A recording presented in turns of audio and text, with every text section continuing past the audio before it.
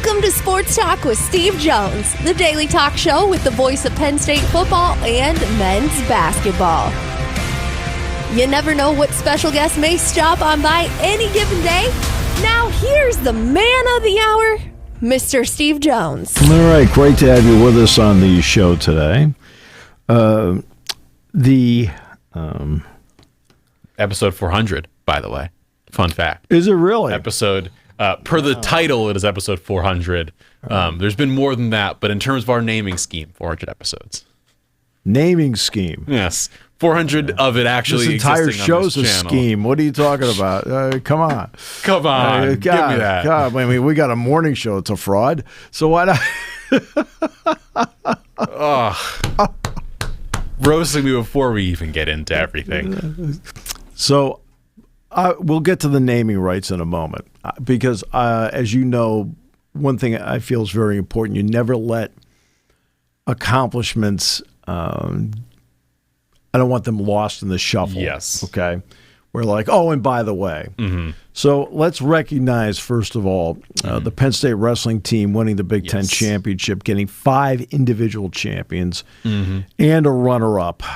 All 10 have qualified to go to Philadelphia. So now they're in a position to win another national championship. That is 3 consecutive Big Ten titles now for Penn State in wrestling. 11 of 13, if I'm not mistaken, as well. Yes, they've won 11 of 13. Ain't shabby. Right? That's even one better than 10 out of 12 that John Wooden won at UCLA. So we'll start with that. The men's lacrosse team had a dramatic come-from-behind win. Dramatic's putting it lightly. I mean, dramatic. And then won in overtime. I think it was 13-12 was the final, which is just phenomenal. I mean, there's no way they should have conceivably won that game. No, they were down big. Yet they did. All right, but that, again, when you have the ability, this is what I talked to Jeff Tambroni about on the coach's show, was it 10 days ago, whatever it was? And I said the ability to win face-offs. When you can continue to win face-offs, you can get yourself back into a game. Yeah. All right? Because it doesn't swing back and forth possession by possession. You can have multiple possessions in a row.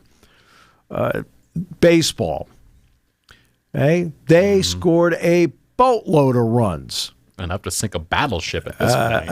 And they took 2 out of 3 from Indiana, which is a great accomplishment, great win. I think, what, they 11-2 in the season now, something like that. Now 2-1 in the Big Ten. They're sitting 11-2 on the season, 2-1 in the Big Ten. They won 15-9, lost 17-6, and then won 10-6. So just like, as you said, putting up runs. Yeah. They're averaging 10 a game right now in the Big Ten. Right. Not bad. It's tremendous. I mean, and Kling is just, I know I talked a lot about him with Mike Gamboni on Thursday night on the show, Paxton Kling. But he's just a cut above. Yep. And he hit a grand slam on Friday, but he's a cut above. And sometimes a guy like that infuses confidence in the entire clubhouse. You know, and they're playing good, solid, confident baseball right now. And by the way, for those wondering on the exact numbers, Kling has 7 home runs in 13 games. Right. He's been terrific.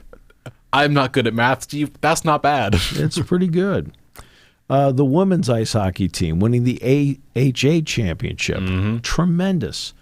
What the men's ice hockey team went out, and this is what I said on Saturday. I don't know if you were there when I said it or not.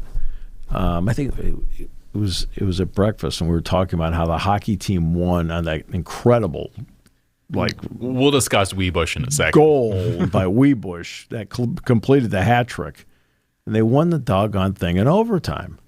And I said, you know what's bad for Michigan is that, all right, Sergeyev in goal did not have a good game, and they won.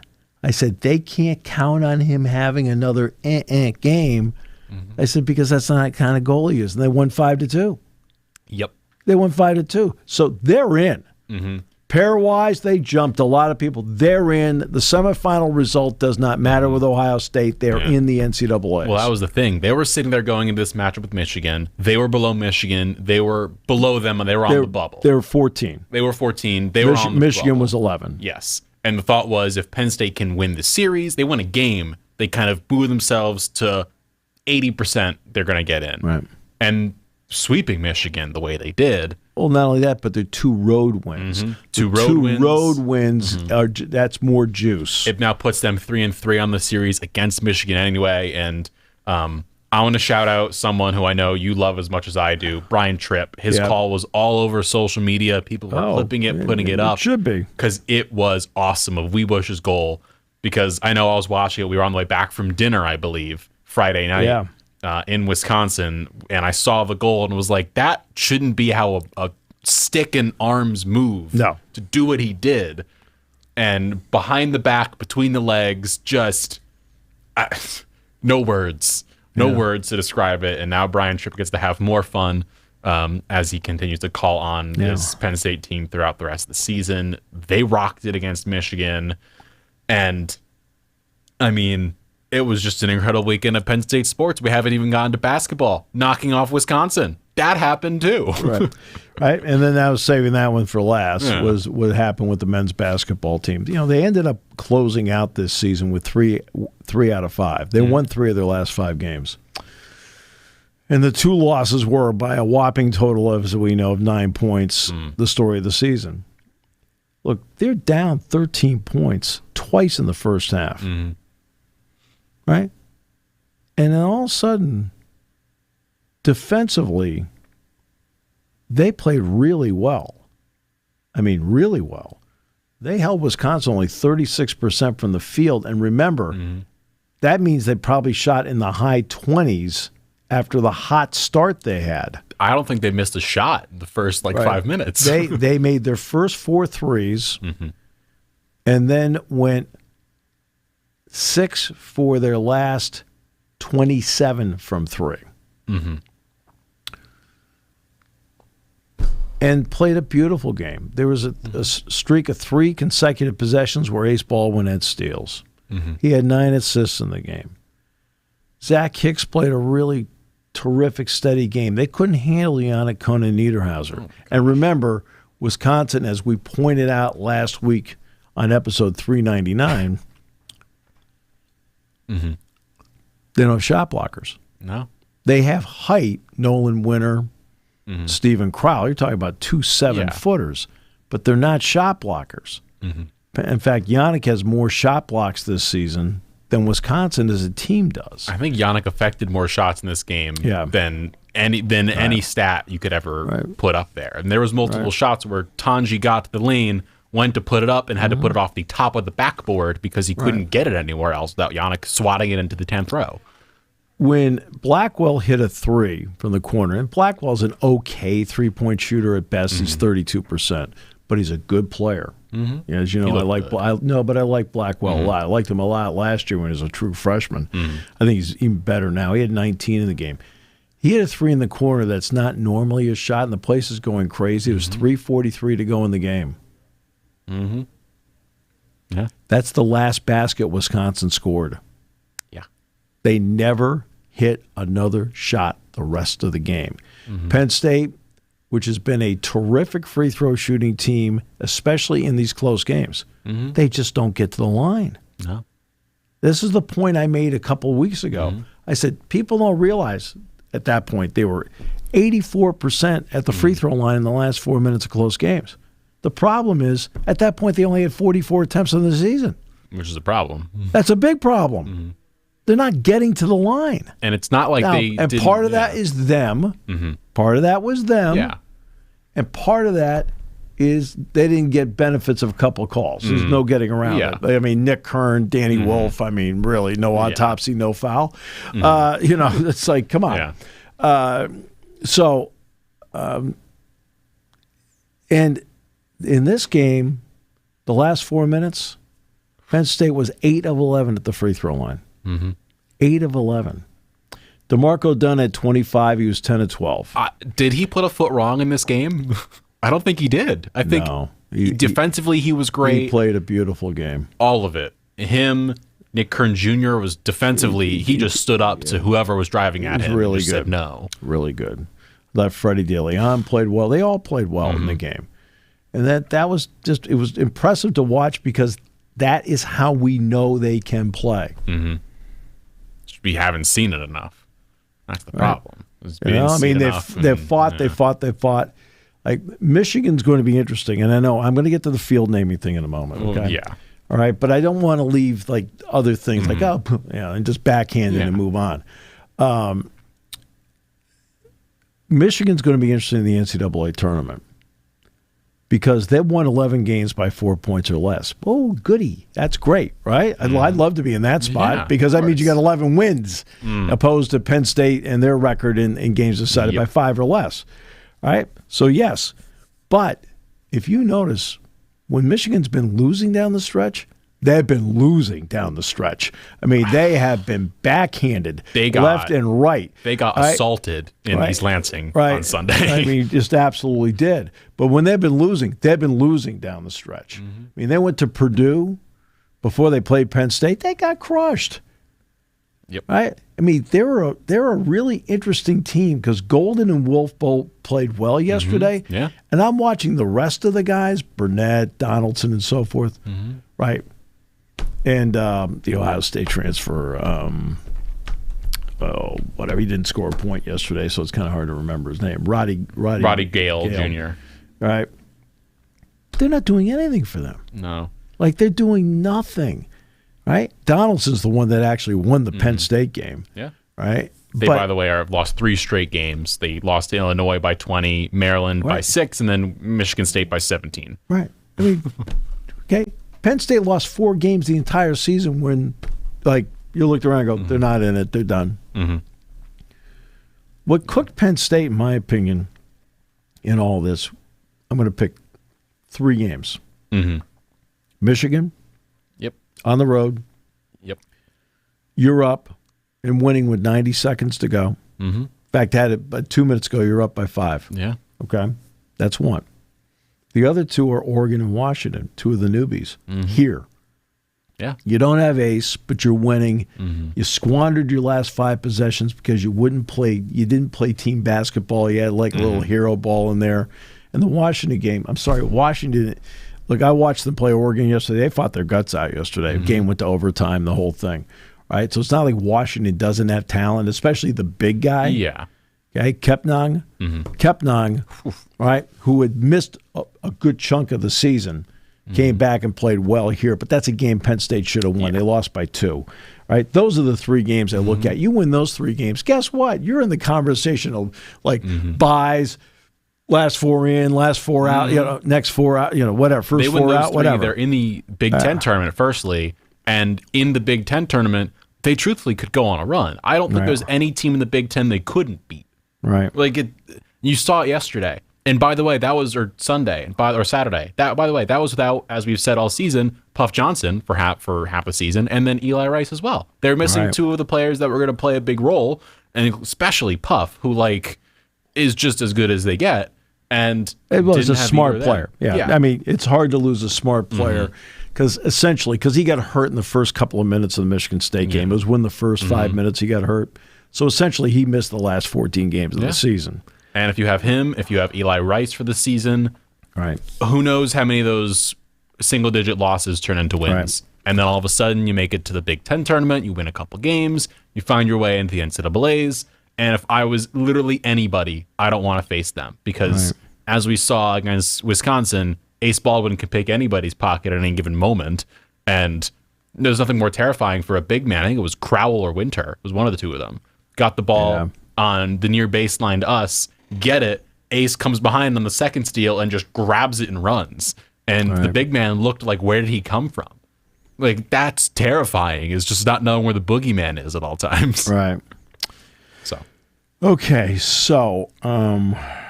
What else is going on? Quite a few things. So let's talk about the West Shore Homes field at Beaver Stadium.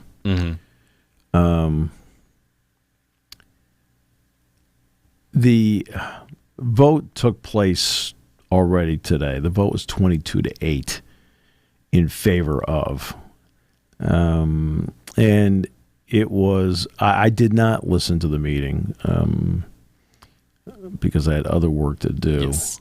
But the discussion was about not naming it Joe Paterno Field at Beaver Stadium. Yes. So the no votes were Ted Brown, Matt McGloin, Jay Paterno, Brandon Short, Anthony Lebrano, Barry Fenchek, Dan Delegati, and Collins voted no as well. And this, by the way, to name it now officially, West Shore home field at Beaver Stadium. Right. So the motion passed 22-8. The discussion was around Joe and naming the field for Joe. I understand that. And it brings with it a lot of emotions as to what to do. In his presentation, Pat Kraft said, now, and look, this is something I talked about, okay, before Joe passed. I said,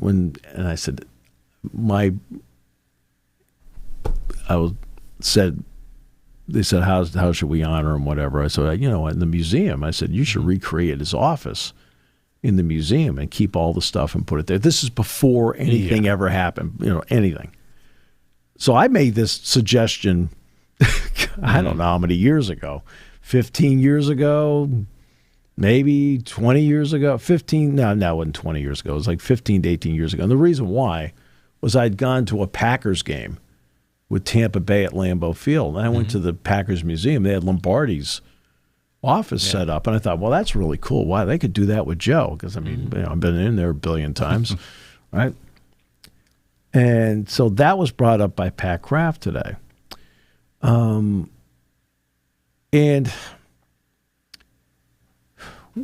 we're in an interesting era. And I think Joe, one of the cornerstones for Joe was always loyalty. Brandon Short played for him. Matt McGloin played for him. Jay played and coached for him. Right? Dan Delegati played for him. Okay, loyalty. And so we now get to this point. We're in an era, and it started with essentially the 1984 Olympics, where the Olympics were financially dying. Yeah, it's putting it lightly. And the Los Angeles Olympic Committee was in deep trouble.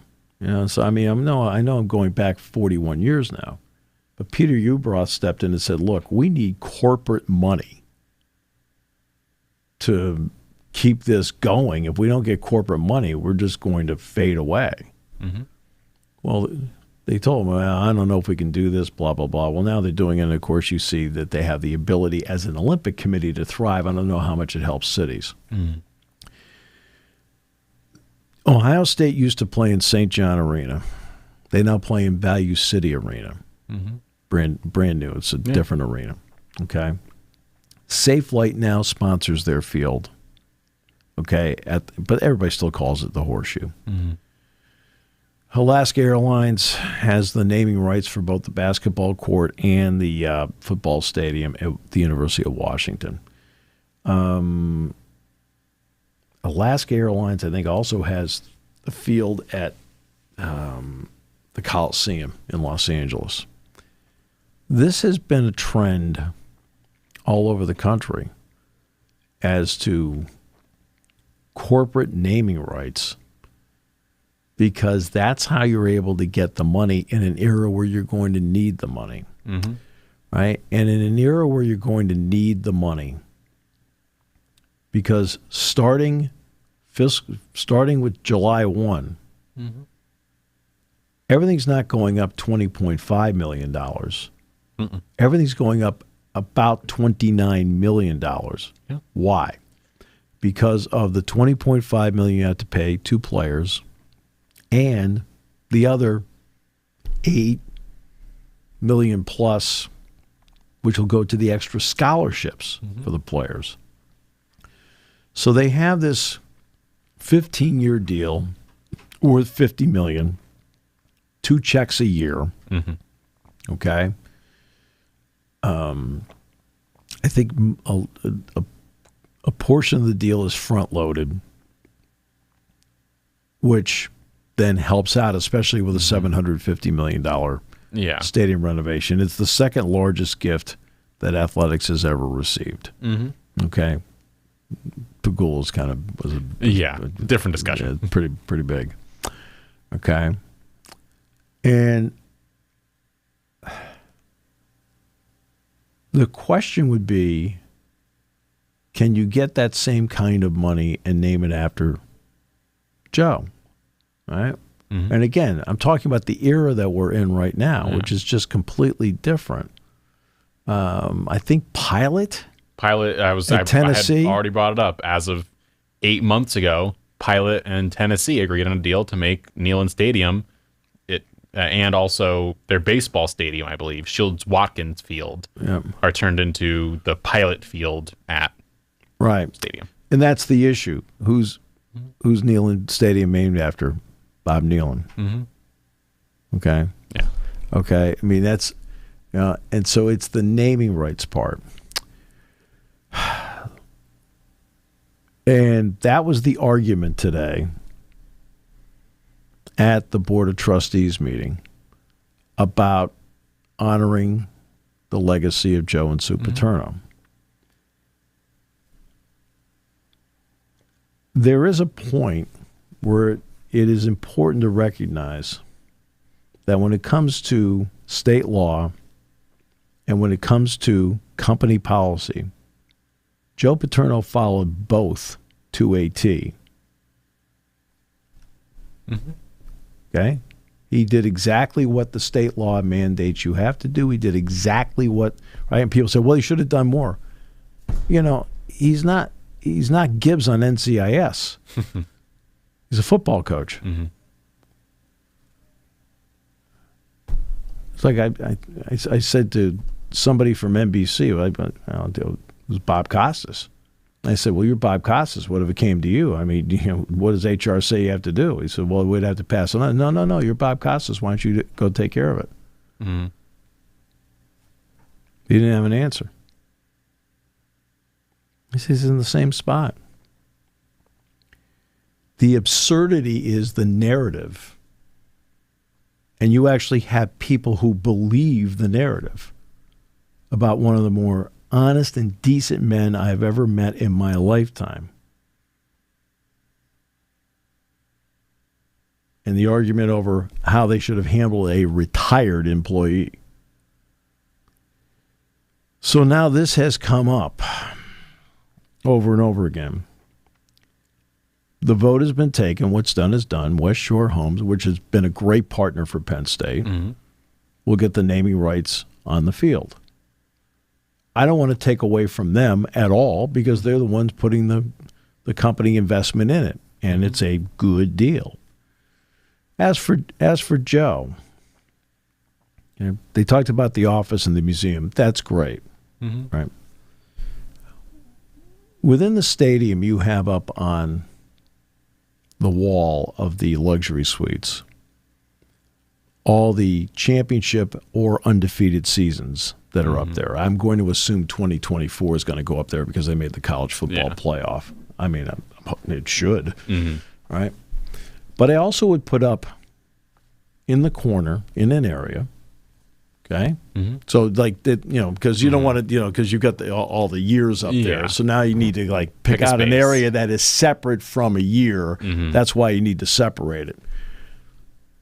Put up 22 because it's John Capoletti's number, and put John Capoletti's name underneath it, and then retire the number 409 and put Joe's name underneath it. That's now. Would that be enough? I don't know. But I'm saying that would be at least an idea I would throw out to people about what to do about honoring. And you've already retired a number. The number's not in the stadium. John Cappelletti's number is not in the stadium as being retired. Okay? Which seems crazy to me as someone who, of course, came in here not knowing about Penn State history. That was something I would like to know more about Cappelletti. Let me ask you something. In the Carrier Dome or JMA Wireless Dome now. Wireless Dome now. Do they have is Syracuse have retired numbers? I'm assuming 44. Is the number 44 retired inside the building? There are numbers. I believe it is up in the building. I want to say like in the rafters. Or something? Yeah. On one side you have the basketball players, you have the men's players, women's players. I want to say it's Ernie's number is somewhere. It's somewhere. Well, it'll be Jim Brown too. Jim Brown, yeah, and Floyd Little. Their number is somewhere retired. I forget exactly where in the building Does it bother you? I know more about Syracuse history than you do. Or? A little bit. A tad. Yeah. Yeah. I'm just saying, like, is Donovan McNabb's number up there? It is. McNabb's up there. Right. So that's my point. When you go to USC in the end zone to the right, because they're trying to tarp off seats that they're not good, they can't use. Right. So they've got to, Marcus Allen. They've got, Caleb Williams, Mike Garrett. Should I have Reggie Bush? I think they have. Do they have Reggie Bush up there or no? They're allowed to. They should. I think they're allowed to now. Now it may have been too close to when we were there. Let me look and see. I think I took a picture of the Cauldron because I hadn't been there in such a long time. Retired USC numbers are Carson Palmer number 3, Matt Leinart number 11, Charles White number 12, Mike Garrett number 20, O.J. Simpson 32, Marcus Allen 33, and now Caleb Williams number 13. So now Reggie Bush. They'll put Reggie Bush in there. Yeah, he's got to go in there. If Leinart's in there, Reggie's got to go in. And for Syracuse, the retired numbers up in the rafters: Donovan McNabb number 5. Don McPherson, number 9. Larry Zonka, 39. 47, Joe Morris. 72, Tim Green. 88, John Mackey. And 44 for various numbers. Now these are retired numbers, right? They're retired. Okay. So wherever you go, and we see it at Ohio State, the numbers are up there. Michigan, we don't. Wisconsin, we do. All right. John Cappelletti's number is not in the stadium. And I think it would just, in my opinion, and and this is something that it's only my opinion, because what's done is now done with the field. I mean, that's so how do you do it? And to me, you've got all those great seasons up there, and then you take another part. Now, maybe, whatever, right? I don't know if Penn State's going to retire another number. No idea. Right? And they've had one Heisman Trophy winner. They retired it. Now, they've had Outland Trophy winners. They've had, Mike Reed, 68, Jack Ham, of course, 33 and everything he's accomplished, whatever, okay? Although try to make sure Evan Royster, I told him 22 was for him too. He's the all-time leading rusher. But John's number's not up there. And I think it would be, I don't know if it's enough. I've never asked anybody, nor have I ever talked about it publicly. This is the first time I've discussed it. But why don't you put John's number 22 up there with his name underneath it? Yeah. And then retire the number, even though you're never going to have, the number 409, and put Joe's name underneath it. Yeah. I don't see why not. I mean, I'm just saying. Yeah, I know. Yeah. I mean, I'm just throwing out. You're throwing things against a wall. Right. I'm good at that. Going right. And now people may disagree with me on that. They may tell me it's not enough. They may tell me no. There's a lot of things that happen. It was I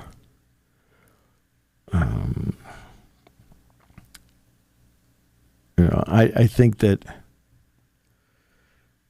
a lot of people talk about the statue, right?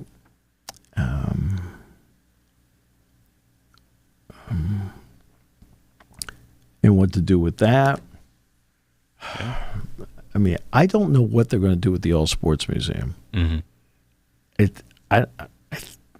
I'm only guessing it's staying in the stadium, but I don't know what they want to do with it.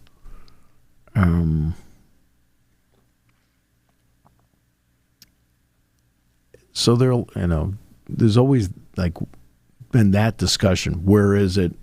I think I have a pretty good idea. Yeah. Right. And what to do with it. Okay.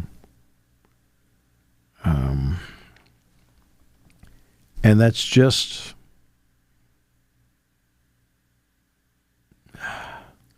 we'll see. Yeah. I mean, look, this is going to be James Franklin's done a great job. Not a good job. He's done a great job. When you sit there and you inherit 63 scholarships and have to fight your way through that, which Bill O'Brien said to me once, he said to me 20 times, Jonesy, these are quotes, exactly, Jonesy. He says 14 and 15 are going to be the two worst years, man. It's going to be the roughest time. He says, we're going to have to somehow get through it with some level of positivity. I'm like, okay, I got it. Well, it turned out, obviously we know Bill ended up taking the Houston Texans job. It was James that had to coach in 14 and 15. Yeah. And they get them a Big Ten championship. And, get them where they're consistently winning 11 games a year, to get them where they've won a couple of Fiesta Bowls, where they've won a Rose Bowl, where they've won a Cotton Bowl. I mean, and they played for two Big Ten championships, winning one, and getting to the semifinals of the college football playoff and winning two playoff games. I'm sorry, you can't put a price on all of that. And the key is moving forward as much as possible. I don't mean like disregarding your past. That has nothing to do with that. But they're at a point right now where this team has a chance to be really good. The program has put itself in a spot where it's one of the 7 or 8 best programs in the country. It is a premier spot. People want to go to. People are watching. Right. And I will say this, there are a lot of aspects about this program, right, where Joe Paterno, I think, would have loved coaching a Drew Aller. He'd have loved coaching Singleton and Allen. Like Tyler Warren, right? When they score a touchdown, what do they do? Do they throw the ball in the stands? They spike it? They do a dance, whatever? Or do each of these guys hand the ball to the official and then celebrate with their teammates? Well, guess what? That's been the standard here for decades. And these guys play that way. They play that way. Now you're not going to have all angels out there. Okay? But that has been the standard for them. Right, that's been the standard of Penn State now, because that's just the people they are. Right?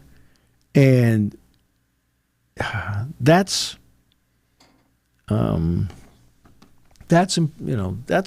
You think about the fabric of this particular team. They do a lot of things the way Joe would love to have had done. Oh, yeah. Okay? This is a big year coming up. They've got a real opportunity, if they can stay healthy, to do some great things this year after accomplishing a lot of great things last season. Yes. And when you get a gift like this is a 15-year gift that can make a financial difference in what you're trying to do there. It's taking advantage of opportunities like these that gives you the opportunity to build it exactly the way you need it for decades to come. There are ways to honor a great man, and Joe is a great man. Right? And I would hope that there would be good, solid discussions around how to do that. And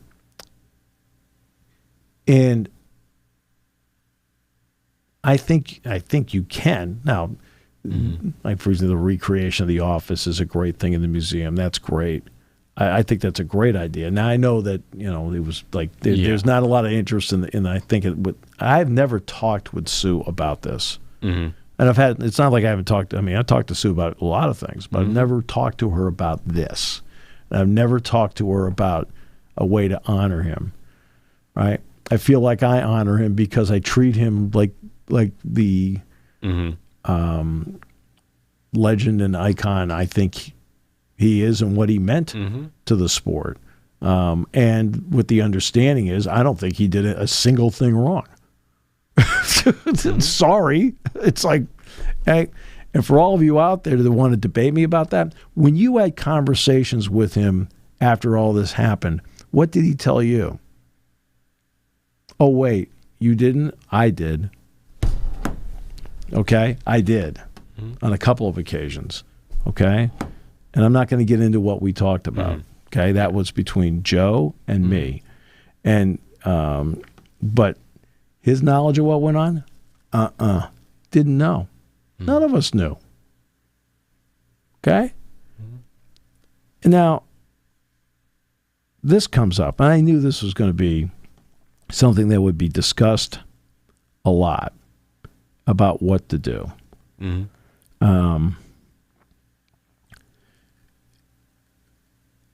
the end,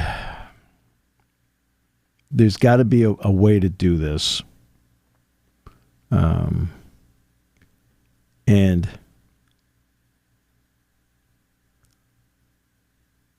I hope they come up with it. I only threw one idea up against the wall. But, I think if you do it in conjunction with John Cappelletti, because his number's retired, and you put them both up there, right? And if it turns out somebody else has their number retired, then because, all the other stadiums I've been to where they've retired numbers, they're all up there. Yeah. They're somewhere in the stadium displayed. Right. Ohio State, it's in the press box. It's in the end zone to our left. Okay. Hopalong Cassidy, Archie Griffin, Cal McCord didn't make it. He will in Syracuse. He should in Syracuse. He's a one-and-doneer. He brought us joy. No one brings us joy anymore. Okay. But I'm just saying, that's just an idea. I'm just throwing it against the wall. Maybe they'll throw it back in my face. I have no idea. Now, going to the pro side of things. This is the Metcalf thing is gigantic. We're gonna go division by division because a lot has happened in the NFL in like 24 hours. So we're gonna go division by division here. We're starting the AFC East with Josh Allen signing a 6-year, $330 million deal, $250 million guaranteed. That's a lot of money. Right. That is a lot of money. Yeah. He's sitting there at $56 million average annual value, if I'm not mistaken. My math ain't wrong. It's a lot of money, Steve. But you know what? It's good. They get Metcalf, and now you know what the rumors are. Oh, I was going to go to the Steelers next. You stole my thunder.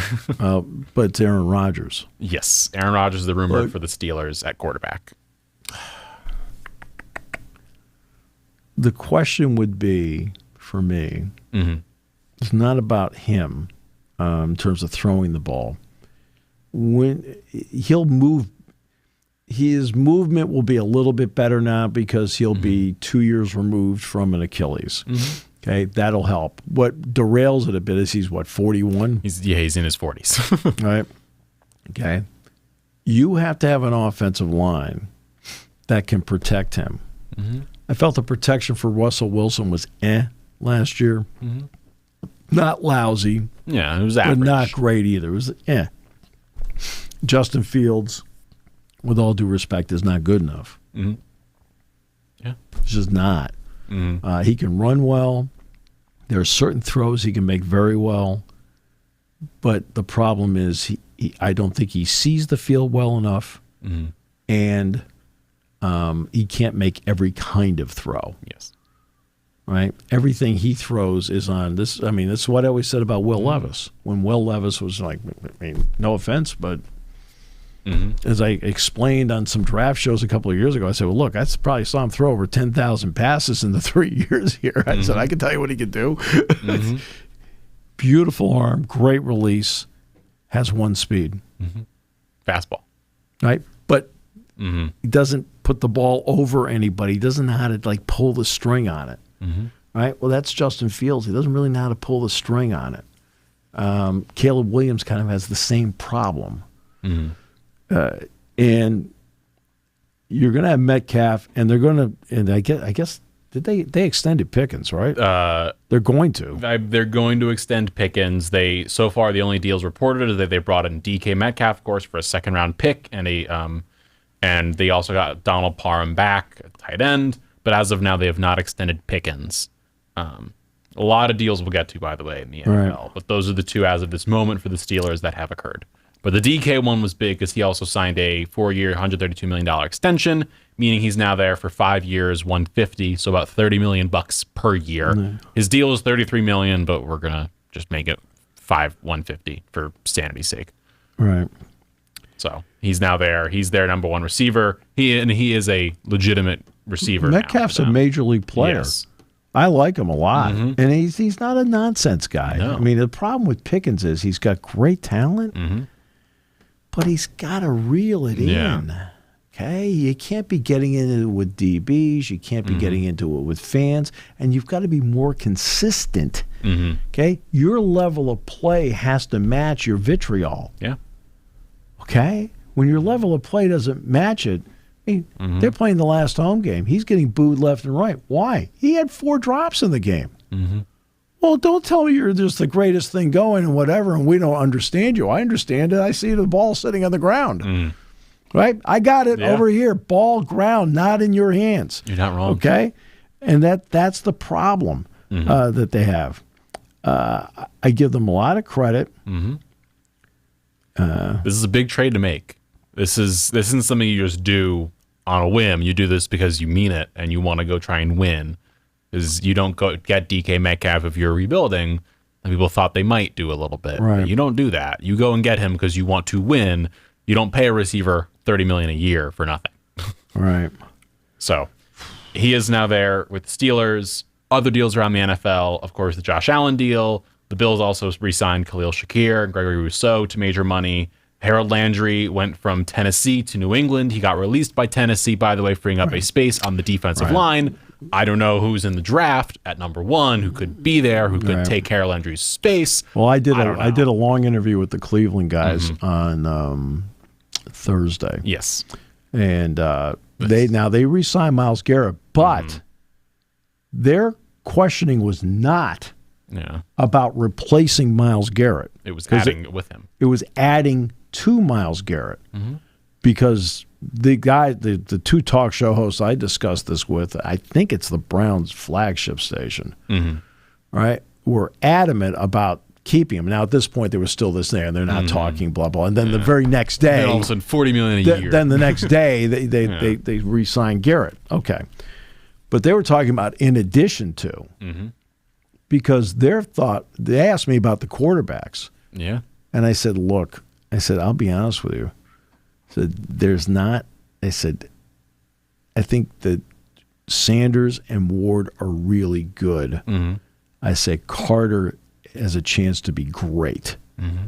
I said, that's the key. I said, can you get a quarterback in free agents? Because it's not going to be Deshaun Watson. No, they're bringing somebody. Yeah, they restructured his contract just to get some He's also cap out space. for the season with the torn Achilles. I'm saying, no, but they restructured his contract. They said, so it's not going to be Watson. So they've got to come up with somebody else. I said, do you come up with somebody in free agency, or do you draft a Jackson Dart, whom I think is a very good prospect, in round 2? I think Dart's going to – he's not going to be a star, but I think he's going to be a guy that's going to play in the league, right? And there's a lot of things he does. Sanders, to me, is a gutsy player. I watched him for 2 years take a pounding. In the bowl game, same thing happened in the bowl game that happened to him a year ago. He got pounded, got up, got pounded, got up, got pounded, got up, didn't leave games, got up. Yeah. Yeah. I mean, he's got more of this. That is not he may be the role off the field, the Rolls Royce kid and the whole thing, but on the field, he doesn't play like an entitled guy on the field. No. Right? Ward, I've always liked it. Going back now, obviously I didn't see him play at an incarnate Word, but I saw him play at Washington State. You know, those late night games I'd watch when I'd get home from a road trip. Yeah. They'd be on. Saw him in Miami. So that'll be interesting to see what they do. Of course, other news around the NFL, going division by division here to the AFC West. Geno Smith got traded to the Seahawks, from the Seahawks to the Raiders for a third-round pick. Wow. And along with that was the news that they re-signed Max Crosby to a $35.5 million per year deal, which then got eclipsed by Myles Garrett for $40 million. But the key is the Seahawks traded away Smith and the Seahawks dealt away DK Metcalf. See, now it's not where they ended up going. Now, for Steeler fans, it matters that they came here. For Raiders fans, it matters he went there. To me, the story is, what is Seattle going to do? And by the way, there was the story is Seattle apparently asked the Raiders for if they could trade Geno Smith and DK Metcalf for Max Crosby. The Raiders said, heck no, that ain't happening. And then they got Geno Smith, and now the Seahawks look like they're rebuilding. They now have a glaring hole at quarterback. I think they have Drew Lock might be on the roster still. I don't remember where he is in the league at this point, but they're now sitting here with a hole at quarterback. So what happens with them? Do they try and move up in the draft to go and get a Sanders? Do they try and go up and get Ward? Or do they try and get someone in the second round, like a Dart, or get him at the end of the first? A load of options have now opened up for them. By the way, moving over to the NFC side, I know we discussed Saquon Barkley already. But you haven't mentioned Josh Allen. I mentioned that's how we started. I said Josh Allen's 6-year, $330 million deal. A lot of money. It's a lot of dough. $56 million a year. Well, for a guy like you, yeah. $56 million a year. See what you can get with a Wyoming education. So he now resets a Wyoming education. Now you see this. So Josh Allen now resets the quarterback market in terms of money. $250 guaranteed, by the way, which means that they are putting $250 million in escrow, saying that's for Josh Allen. Right. So that is a lot of money they're paying. But again, he MVP of the league. He's one of the best players in football. And he's young enough. That's fair. Right. That's not concerned there. Yeah. So he's got that deal. Now to the NFC side. Of course, we mentioned Saquon Barkley already. Got his deal, 2-year, $41.2 million extension. They signed Zach Bond last week, 3 years, $51 million. The Commanders traded for Deebo Samuel for a 5th rounder, I believe. The Bears traded for Jonah Jackson and Joe Thuney, 2 offensive linemen to, of course, protect Caleb Williams because he needs it. Yeah. The Detroit Lions re-signed Derek Barnes. The Vikings brought back Aaron Jones. The Panthers just re-signed J.C. Horn, 4-year, $100 million deal. He's now the highest paid cornerback in the NFL at $25 million a year. My presumption is someone's going to beat that in a year or two. We're going to find out, but that's a good extension. J.C. is a great cornerback. I got no comments on that one. I think Patrick Surtain signed a year prior, but if not, he would reset it anyway, the number, because Surtain is Defensive Player of the Year this year, if I'm not mistaken. Yeah. Saints traded with the Patriots, Davon Godchaux, going back to New Orleans. He is now with the Saints. They traded a 7th-round pick for him. And then elsewhere in the NFL, the Rams brought back Stafford. They signed Devontae Adams to a 2-year, $46 million deal. They're still trying to get off of Cooper Kupp. So, a lot going down in the NFL. And at the same time, Twitter is down, so no one has any idea what's going down in the NFL in terms of deals. No one knows if anyone else has signed, what is going on. Well, I think this is the week that free agency starts, right? Free agency starts, which is why it's officially the 12th is when we'll find out. Khalil Mack re-signed with the Chargers, 1 year, $18 million. And it also looks like Mekhi Becton is going to test free agency, per Tim McManus of ESPN, the Eagles reporter for them. So he's going to test the market. He should. Why not? And because he's going to get himself some decent money. He played real well this season, and he's a good player. And then Jonathan Allen was released by Washington. He is now visiting with Minnesota. This is all coming from ESPN's free agency tracker updater thing. Right. So a lot happening, a lot going down. NFL free agency is here. Right. Conference tournaments are here for basketball. all of the Big Ten tournaments are here. We've got wrestling going to NCAAs. Men's hockey is going to be going to the Frozen Four. Women's hockey is in the Frozen Four. On the women's side, they've got St. Lawrence, I believe, is their matchup. Yeah. So it is just busy season. It's not the Frozen Four. They were in the NCAA tournament. NCAA tournament, my bad.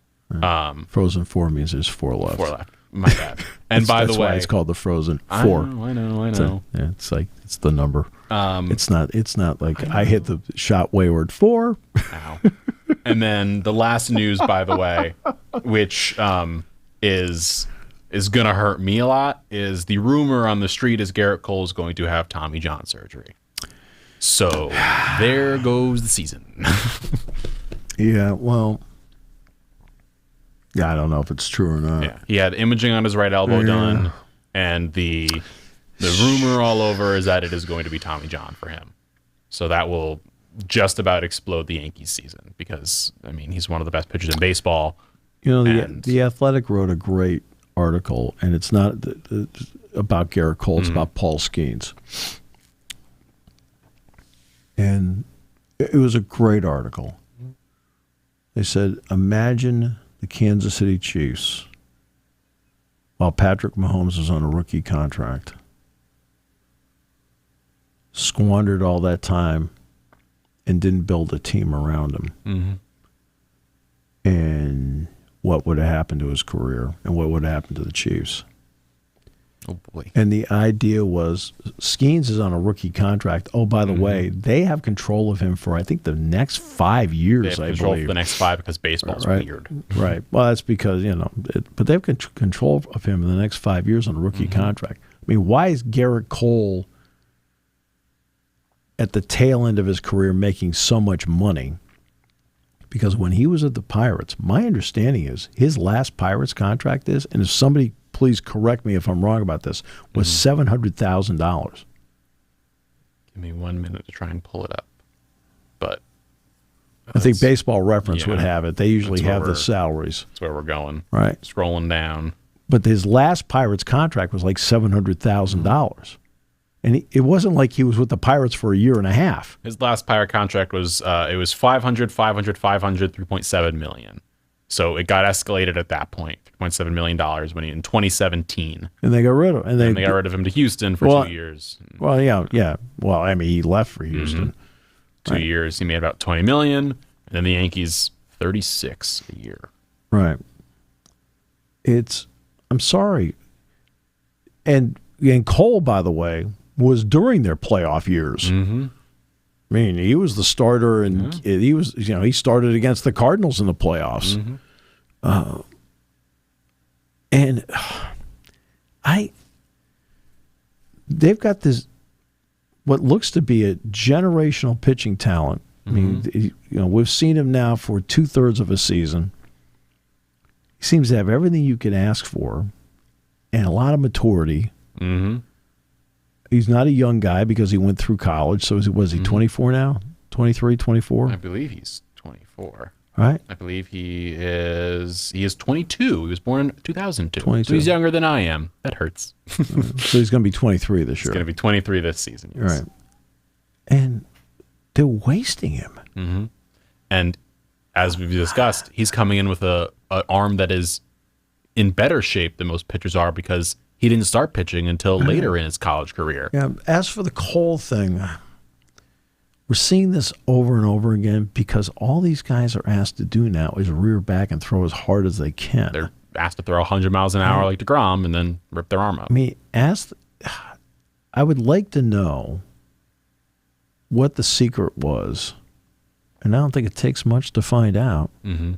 Why did John Smoltz, Greg Maddux, and Tom Glavine seemingly get the ball almost all the time, year after year after year after year? Mm-hmm.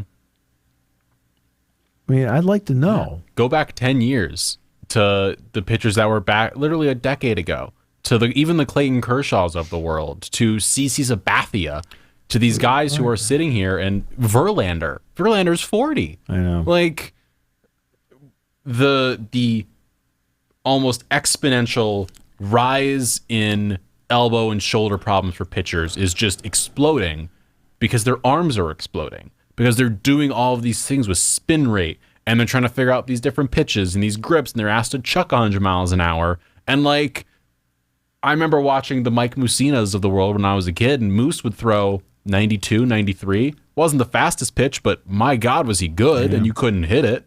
Like, that has seemingly disappeared to where now everyone's got to have 100-mile-an-hour fastball, if not 99 at the lowest, or 98 or something.